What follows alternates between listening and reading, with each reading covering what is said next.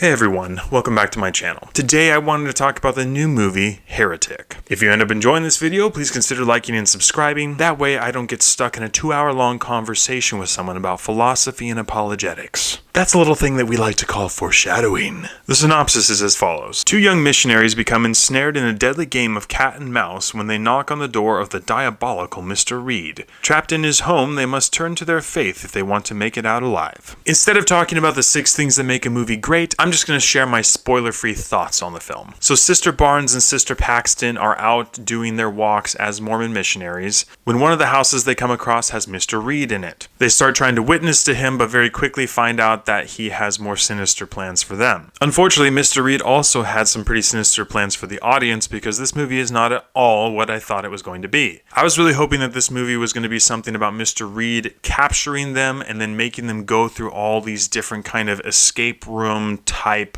situations where they explore their faith deeper and basically ask the question, do I really believe what I'm preaching to other people? That's not what this movie is. Essentially what this movie is Hugh Grant monologuing for nearly its entire runtime. He's constantly droning on and on about his studying of philosophy and religion and how everything is just an iteration of something else. And it just was like, dude, shut up. Just let there be a movie. But that's the direction they decided to go with this film. The setup for this movie was really good. You felt like you were on the edge of your seat up until you got to the 2 doors where they basically had to choose whether or not they believed in God or don't believe in God. And then everything past that in this movie is absolutely terrible. It feels extremely long, claustrophobic, boring, and in the final quarter of it, B-rated. Which is a huge waste because they had so much potential with this film. Not to mention the fact that you have someone like Sophie Thatcher on your squad. Look, I was huge on Sophie Thatcher after her performance in The Boogeyman, which was one of my favorite movies of the year last year. And mark my words, she is absolutely up and coming in the horror genre. She's going to be a fantastic addition to the genre. But she is completely underutilized in this movie and does not have much screen time, which is an absolute shame.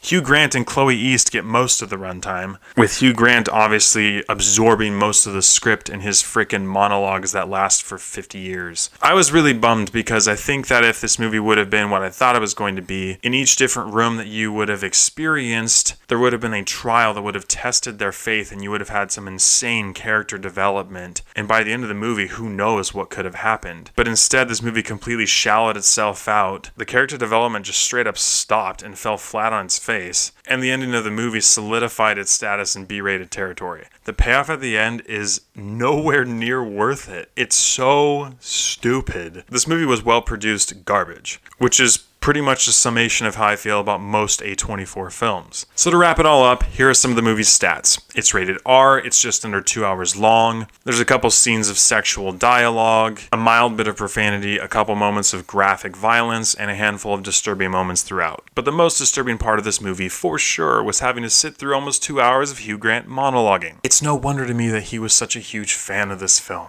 I can't give this movie over a 2 out of 10. The build-up to suspense was good, and the inclusion of Sophie Thatcher is always a win. But everything else about this movie was an absolutely horrendous waste of an idea and waste of your time. So with all that in mind, I would absolutely not recommend going to see Heretic in theaters. It's not worth your time or money, and probably is not worth watching when it comes out on streaming platforms either. Thank you so much for watching. If you've seen Heretic, please let me know what you thought about it in the comments below. As always, I appreciate your love and support, and I'll catch you guys and gals in the next one.